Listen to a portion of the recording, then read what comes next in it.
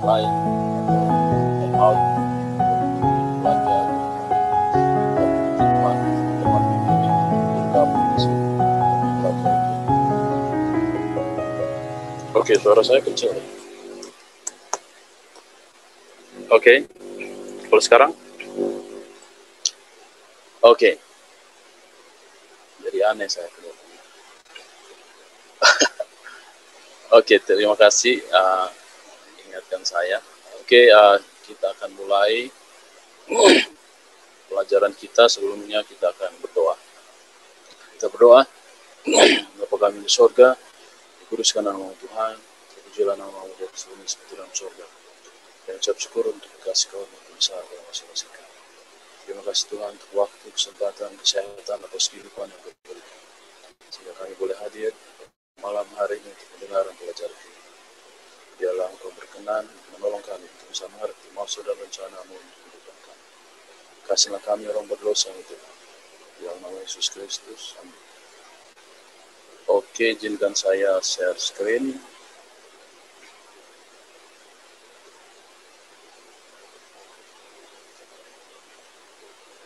Oke, teman-teman lihat ya. Teman-teman bisa lihat? Oke. When everything's fail. Jadi, ketika segala sesuatunya gagal ya, apa yang kita harus lakukan? Dan saya pikir semua kita di ruangan Zoom ini sudah pernah merasakan gagal ya.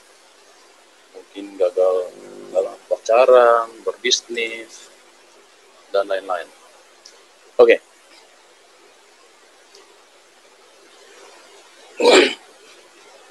Jadi kita hidup di dunia yang menekankan kesuksesan ya.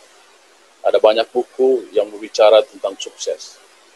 Jadi semua orang pasti di ruangan ini juga pasti tahu mau hidupnya sukses. Dan banyak buku yang berbicara tentang sukses. 9 kunci sukses, seperti yang saudara lihat. Ada cara benar meraih sukses, ada sukses memimpin, ada sukses dunia dan akhirat, dan ada sukses berkomunikasi. Untung tidak ada buku bagaimana sukses mati secara sukses. Jangan sampai dibuat, nanti berbahaya. Inilah dunia yang kita tinggal di mana selalu menekankan kesuksesan. Jadi kalau ada dengar gagal itu sangat risih orang. Dalam paradigma sukses seperti ini, arah hidup seseorang itu harus naik terus ya. Tidak ada kata mundur. Jadi kata mundur itu atau turun itu suatu aib atau suatu yang tidak boleh didengarkan. Jadi grafiknya seperti ini, harus naik terus dalam paradigma sukses dunia. Ya. Makanya banyak sekali titel ya, doktorandus, insinyur, MA, MSc. Saking banyaknya orang mau taruh MSg, ALM. Saudara tahu ALM itu? Almarhum. Dikira title itu, padahal bukan. Kalau MSg, saudara tahu nggak MSg? Mecin. Oke, itu bukan title, itu. Sorry bro, interrupt dikit. Ini ada yang message aku. Suaranya kurang clear sih bro, bagi sebagian kayaknya ya. Coba di... Okay. Halo. Teman-teman, ini bisa dengar nggak guys? Karena biar kita pesan, biar pesannya jangan sampai hilang gitu. Yang ini clear. Kalau yang gini bisa? Bisa bang. Oke, ini kayaknya jauh lebih bagus sih. Oke. Ternyata headsetku yang ini. Apa tadi merek yang bagus? Oke. Jadi inilah tanda kesuksesan dunia ya, dengan berbagai title yang dimiliki. Dan itu baru namanya sukses gitu. Dan banyak sekali buku-buku yang tadi seperti kita lihat ya, banyak buku sukses yang dibuat oleh orang-orang.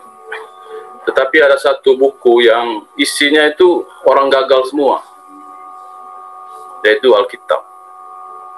Banyak sekali pengalaman orang gagal di dalam Alkitab.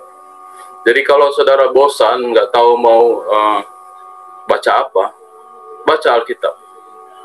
Saudara akan temukan teman-teman saudara di sana, sama-sama orang gagal. Oke. Jadi, jika kita lihat hidup Simpson, karena kita berbicara tentang Simpson, pada awalnya segala sesuatu berjalan dengan baik dan indah ya. Pada awalnya. Dan ketika dia lahir, malaikat datang khusus menemui ibunya. Malaikat datang menemui ibunya dan berbicara. Ada dua orang yang didatangi malaikat ketika sebelum mereka dilahirkan. Simpson pertama dan juga Yesus. Tuhan kita Yesus Kristus. Oke? Dan pada awalnya Simpson bertumbuh dengan baik. Kalau saudara-saudara buka Hakim-Hakim 2 ayat 13 sampai ayat Hakim-Hakim 2, Hakim-Hakim ayat 13 sampai 20, ayat 13 ayat 24. Boleh seorang bacakan? Saudara Dita, Hakim-Hakim 13 24.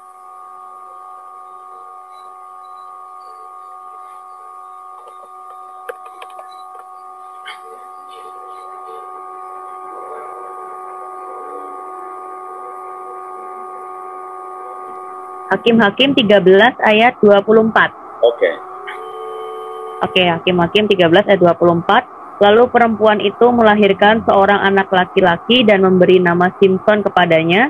Anak itu menjadi besar dan Tuhan memberkati dia. Oke, di situ dibilang anak itu menjadi besar dan Tuhan memberkati dia. Bandingkan kisah pertumbuhan Yesus Kristus ya. Lukas 2 ayat 52. Boleh seorang bacakan Lukas 2 ayat 52. Ya, saya aja Lukas 2 ya. Ya, ayat 52. Ayat 52, oke. Dan Yesus makin bertambah besar dan bertambah hikmatnya dan besarnya dan makin dikasihi oleh Allah dan manusia. Oke. Jadi, kalau kita lihat pada awal kehidupan Simpson, segala sesuatu baik ya. Seperti yang kita baca di dalam Hakim-Hakim 13 ayat 24. Jadi, pada awalnya Simpson dan Yesus sepertinya jalan hidupnya masih on the track lah. Seperti yang saudara lihat, apa yang dibaca tadi. Dan malaikat Tuhan menampakkan diri kepada perempuan itu. Begitu juga dengan kepada Yesus ya. Lukas 1 ayat 28. Ketika malaikat itu masuk ke rumah Maria, ini tadi Hakim-Hakim 13 ayat 3, ibu daripada Simpson bertemu dengan malaikat. Sekarang ini Maria bertemu dengan malaikat. Itu ada hanya dua. Halo.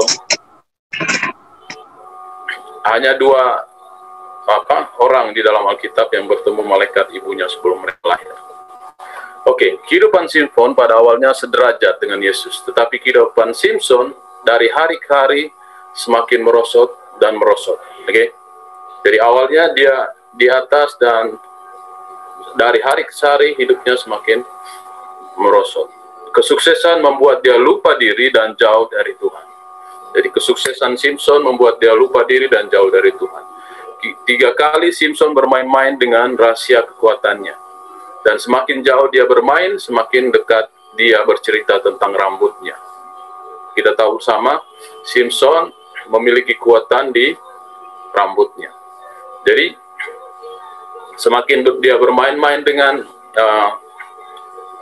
kejatuhannya, dia semakin dekat dengan rahasia kelemahannya. Kalau saudara lihat langkah kejatuhan Simpson di dalam Hakim-Hakim ya, bagaimana langkah kejatuhan dia. Hakim-Hakim 16. dia bilang pada Delila ya. Jawab Simpson kepadanya, jika aku diikat dengan 7 tali busur yang baru, yang belum kering, maka aku akan menjadi lemah dan menjadi seperti orang lain manapun. Oke? Saudara lihat dia punya langkah-langkah kejatuhannya. Dia cuma bilang, kalau saya diikat dengan tali yang belum kering, saya akan menjadi lemah. Itu tahap pertama. Next, ini kedua, jawabnya kepadanya, jika aku diikat erat-erat dan dengan tali baru yang belum terpakai untuk pekerjaan apapun, maka aku akan menjadi lemah dan menjadi seperti orang lain manapun. Ini kedua, dia belum menuju ke rambut ini, masih bicara tentang ikat tali baru. Next, ini ketiga ini. Ceritakanlah kepadaku dengan apakah engkau dapat diikat. Jawabnya kepadanya, kalau engkau menenun ketujuh rambut jalinku bersama-sama dengan lusin lalu mengkoyaknya dengan patok, maka aku akan menjadi lemah dan menjadi seperti orang lain manapun. Saudara lihat, dari ikat menuju rambut. Masih bicara rambut ini. Belum bicara dipotong. Masih kalau rambutnya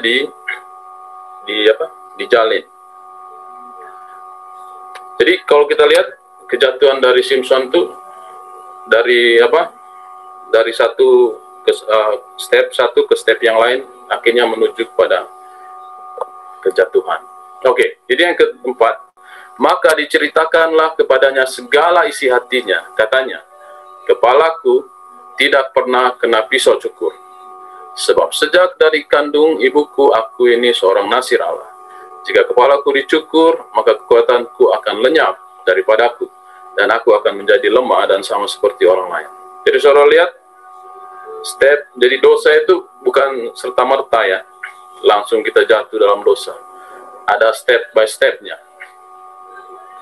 Ada langkah demi langkah. Jadi tidak serta-merta. Jadi itu yang dipelajari setan juga kepada kehidupan kita ya. Dia tidak menawarkan serta-merta, ini loh, enggak. Dari sedikit demi sedikit, akhirnya kita akan jatuh. Sama seperti yang dialami oleh Simpson. Kalau dia tidak bicara rambut, tapi sekarang dari rambut sampai kepada kejatuhan. Ini yang kita bisa pelajari. Kita bisa bermain-main dengan kejatuhan. Tetapi semakin jauh kita bermain, kita semakin dekat kepada menyerahkan diri sepenuhnya. Oke? Apa yang terjadi dengan Simpson ketika dia bermain dengan dosa, dia pikir Tuhan akan selalu menyertai dia. Kita selalu sering berpikir gitu ya. Ketika kita bermain-main dengan pencobaan atau kejatuhan, kita semakin dalam seperti pasir lumpur hidup ya. Semakin kita bergerak, semakin kita ditelan sama lumpur hidup itu. Dan kalau saya bertanya, lebih baik mana? Lebih baik mana dari kedua pilihan ini? Saya tahu Tuhan sudah meninggalkan saya, atau saya pikir Tuhan masih bersama saya. Mana kira-kira saudara pilih? Boleh bicara? Yang pertama kalau Prensia. Kenapa kira-kira? Yang pertama. Prensia? Karena itu udah kayak fakta gitu. Oke. Nah, yang lain ada alasan kenapa pertama? Projun? Kalau yang pertama itu kita kayak merasa down ya, rendah diri karena dosa. Aduh, kayaknya Tuhan sudah meninggalkan aku lah. Jadi kita datang lagi kepada Tuhan karena kita tahu bahwa Tuhan sudah meninggalkan kita. Nah, kalau yang nomor dua, saya pikir Tuhan masih bersama saya. Ini kayak terlalu oper pede. Jadi ya udah, Tuhan terlalu bersama dengan saya kok. Gua tetap ngelakuin dosa aja. Kayak gitu kira-kira. Oke, thank you. Saya setuju dengan kedua jawaban dari teman-teman. Karena kalau kita tahu kita kehilangan sesuatu, apa yang kita cari? Apa yang kita lakukan? Pasti mencari, right? Kalau saya tahu Tuhan sudah meninggalkan saya, pasti kita akan mencari. Tapi kalau kita pikir, Tuhan kok masih bersama saya kan Kristen. Tak mungkin Tuhan tinggalkan saya. Padahal Tuhan sudah tinggalkan kita. Kita nggak tahu. Seperti yang Saudara Jun bilang tadi, kita pede. Dan itu yang dirasakan oleh Simpson di sini. Saudara baca di Hakim-Hakim 16 ayat 20. Di situ dikatakan, lalu berserulah perempuan itu, orang Filistin menyergap engkau, Simpson. Maka terjagalah ia dari tidurnya, serta katanya, saudara lihat tanda merah itu, seperti yang sudah-sudah, aku akan bebas dan akan memberontak lepas. Saudara lihat yang biru itu, tetapi tidaklah diketahuinya bahwa Tuhan telah meninggalkan dia. Sadis kan? Dia berpikir bahwa Tuhan masih bersama-sama dengan dia. Ternyata dia tidak tahu bahwa Tuhan sudah meninggalkan dia. Seringkali kita pede kan, oh, saya kan Kristen dari lahir, saya masuk gereja setiap kebaktian, setiap acara gereja saya kasih perpuluhan, persembahan. Kadang kita berpikir begitu, pikir saya kan boleh melakukan apa saja selama saya Kristen gitu. Tapi kita tidak tahu ternyata mungkin Tuhan sudah meninggalkan kita. Oke. Itu pertama yang Samson salah mengerti. Dia tidak tahu. Inilah daftar kegagalan Samson ya. Dikhianati oleh kekasihnya sendiri. Siapa yang pernah dikhianati di sini? Jangan angkat tangan. Itu rahasia ya. Dia membuka rahasia hidupnya kepada kekasihnya. Ternyata dikhianati ya. Terus dia kehilangan rambutnya. Saya kehilangan rambut ya bukan karena dicukur apa ya. Bukan karena disuruh pacar saya. Ini karena unsur tua. Usia. Oke, dia kehilangan rambutnya. Terus dia kehilangan kekuatannya, itu kegagalannya. Terus dia ditinggalkan oleh Tuhan, itu paling gagal sudah. Oke. Dia dikalahkan dan ditangkap oleh musuhnya. Terus dia kehilangan matanya. Oke. Apakah ada kegagalan yang lebih menyedihkan dari itu? Apakah saudara pernah mengalami kegagalan sebanyak ini di dalam hidup? Jangankan sebanyak ini, satu saja. Saudara dibotakin. Pasti saudara malu sekali kan, apalagi cewek. Kalau saya senang sekali, karena memang saya suka. Jadi, inilah kegagalan yang dialami oleh Simpson ya. Dalam literatur Greka, cerita itu dibagi dalam dua jenis, oke? Mungkin kita akan pelajari sedikit. Ada yang dinamai itu tragedi. Kita udah tahu itu ya, tragedi itu. Cerita yang diakhiri dengan duka, itu tragedi ya. Yang kedua, komedi. Cerita yang diakhiri suka atau bahagia. Tetapi selama ini kita berpikir komedi itu lucu-lucuan. Enggak. Justru komedi itu adalah lawan dari tragedi. Kalau tragedi, cerita yang diakhiri duka. Kalau komedi justru cerita yang happy ending. Oke? Jadi, riwayat hidup Simpson sangat mudah untuk menjadi tragedi. Atau diakhiri dengan duka ya. Tetapi kita akan lihat, saudara lihat segala sesuatu meluncur ke bawah dan cerita itu akan hancur secara menyedihkan. Kalau kita lihat, dia sudah dikhianati, dia sudah dibotakin, dia sudah pokoknya segala kegagalan lah sudah sama dia. Dan ketika orang melihat, ketika kita hadir di waktu Simpson ada, waktu hidup di zaman Simpson, kita akan berpikir pasti hidup Simpson akan berakhir tragedi ya, dan hancur, menyedihkan.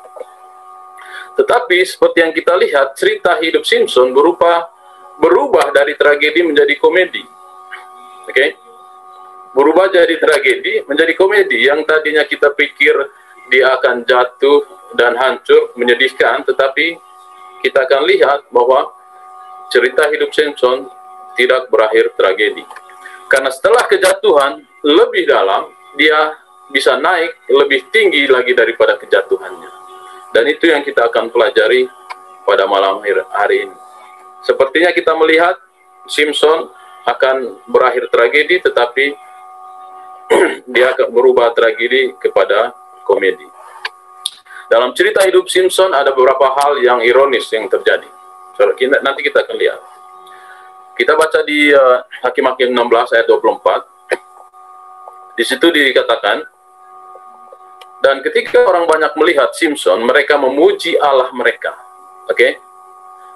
Sambil berseru, telah diserahkan Allah kita ke dalam tangan kita, musuh kita, perusak tanah kita, dan yang membunuh banyak teman kita. Inilah yang dikatakan orang Filistin. Ini yang diteriaki, yang mereka teriaki, ya, bahwa mereka berpikir bahwa Tuhan mereka yang telah menyerahkan Simpson ke dalam tangan mereka. Nanti kita lihat apa yang terjadi. Tetapi di akhir cerita Simpson berseru. Oke, kita udah baca tadi. Di akhir cerita Simpson berseru kepada Tuhan. Oke, kita mau jelaskan ini dulu. Orang Filistin berpikir bahwa Tuhan mereka yang menyerahkan Simpson. Tetapi mereka tidak tahu bahwa Tuhannya Simpson justru meninggalkan Simpson. Itu. Bukan karena Tuhan mereka yang kuat, tapi Tuhannya Simpson yang meninggalkan Simpson dan membiarkan Simpson jatuh. Oke. Tetapi di akhir cerita Simpson berseru kepada Tuhan. Dan orang yang dia bunuh pada kematiannya lebih banyak dari seumur hidupnya.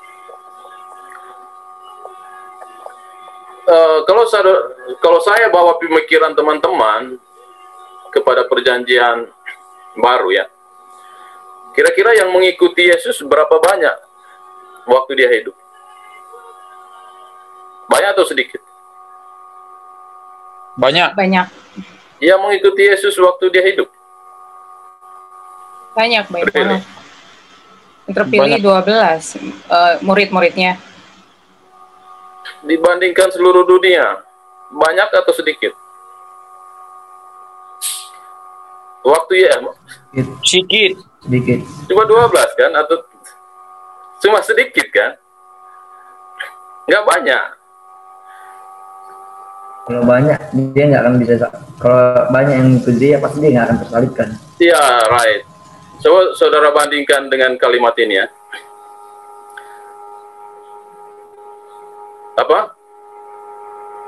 Orang yang dia bunuh pada kematiannya lebih banyak daripada seumur hidupnya. Waktu Simpson hidup, yang dia bunuh itu cuma sedikit. Tapi waktu dia mati, banyak sekali yang dibunuh. Ketika kira-kira waktu Yesus mati, banyak nggak yang mengikuti dia dibanding dia hidup? Waktu dia hidup lebih banyak waktu dia mati, right? Yes. Jadi sepertinya ini type dan anti-type, kematian Simpson dan kematian Yesus. Ketika orang Filistin kira mereka sedang menang, justru disitulah kekalahan mereka yang paling besar. Ini type dan anti-type lagi, ya. Ketika Yesus mati, setan kira dia udah menang, right?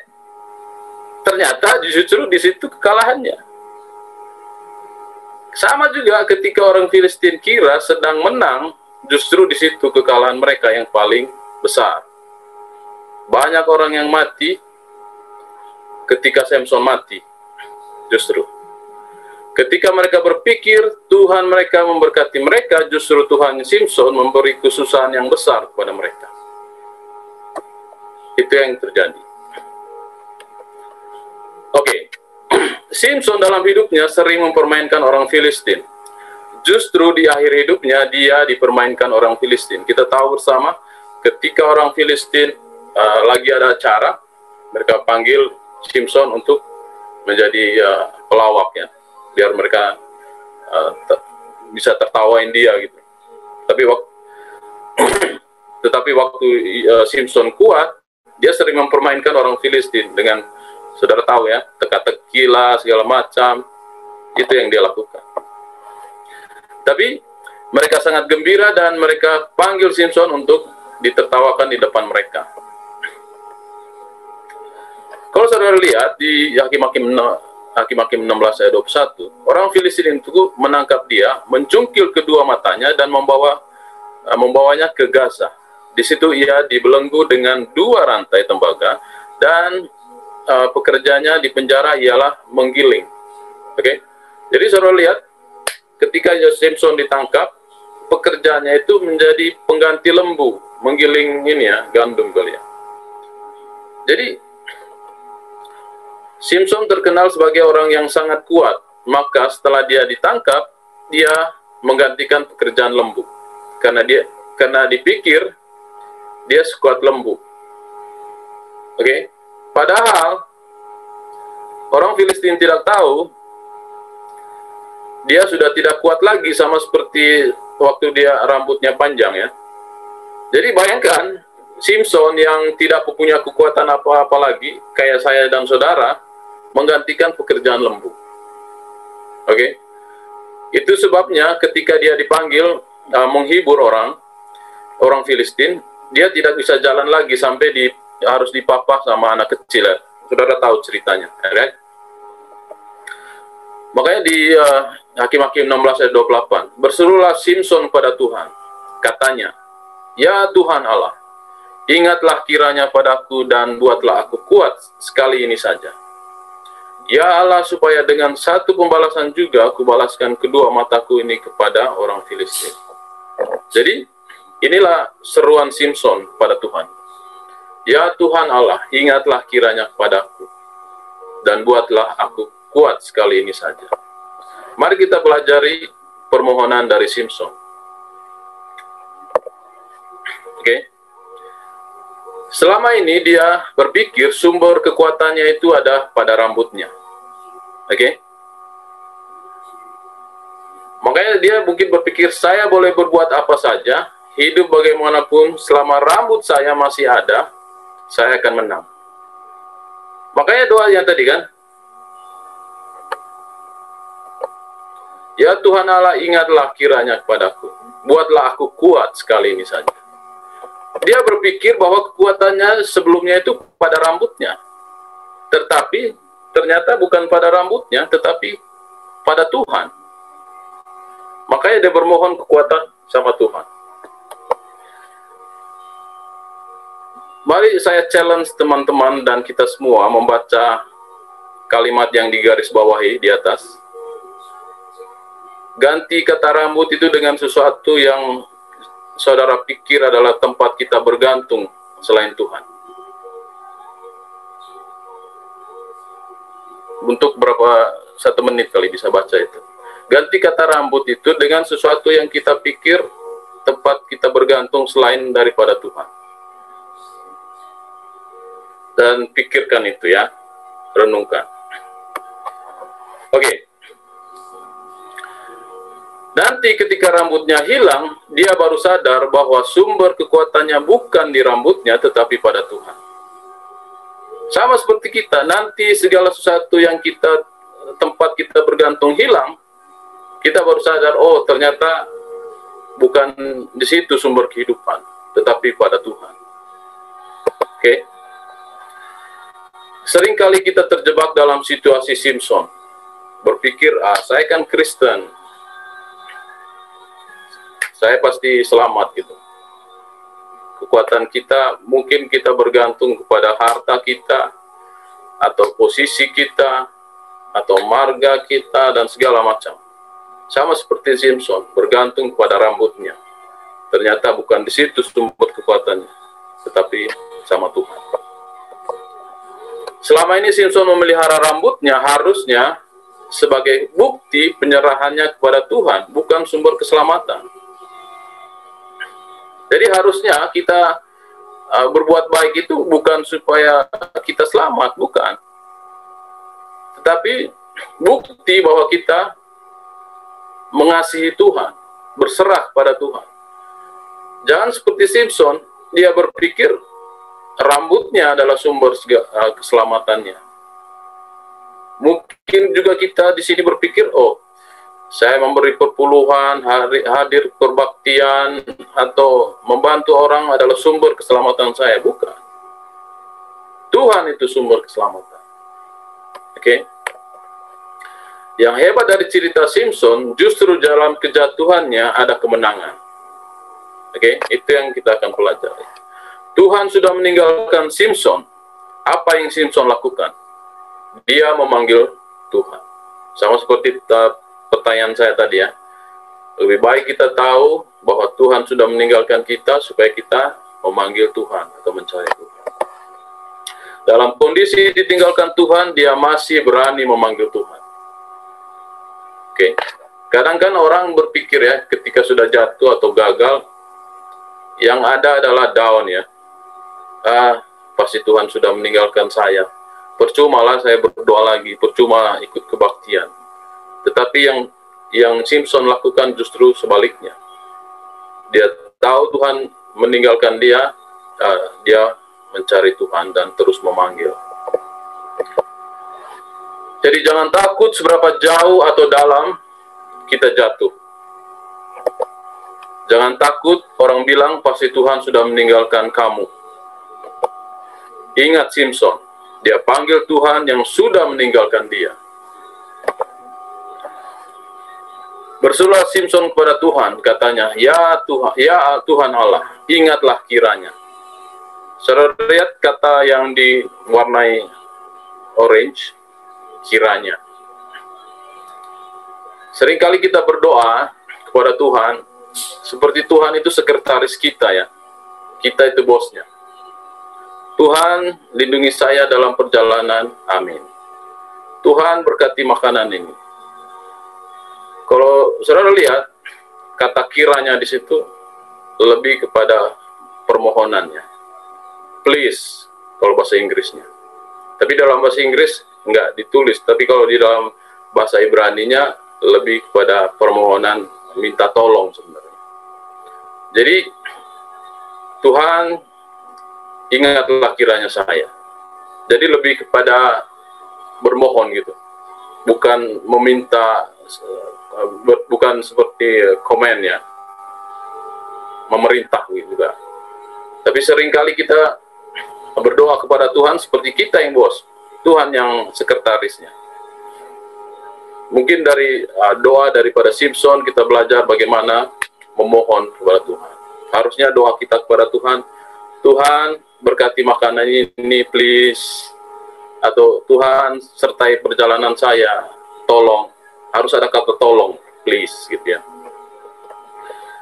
Selama ini dia lupa Tuhan.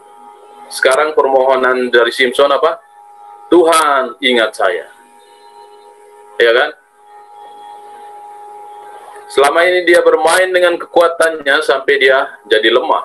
Sekarang dia mohonkan untuk diberikan kekuatan. Sekiranya bermohon dia. Ketika segalanya gagal, ingat Simpson. Ketika kita merasa jauh dari Tuhan, ingat Simpson. Mungkin kehidupan kita kelihatan akan berakhir tragedi. Awalnya berjalan baik dan menjadi salah dan gagal. Jika Tuhan bisa merubah hidup Simpson dari tragedi kepada komedi, Tuhan yang sama akan merubah hidup kita dari yang buruk kepada cerita yang paling indah. Panggil Tuhan sekali ini saja. Dia akan merubah segalanya, akan jadi lebih indah. Tuhan memberkati.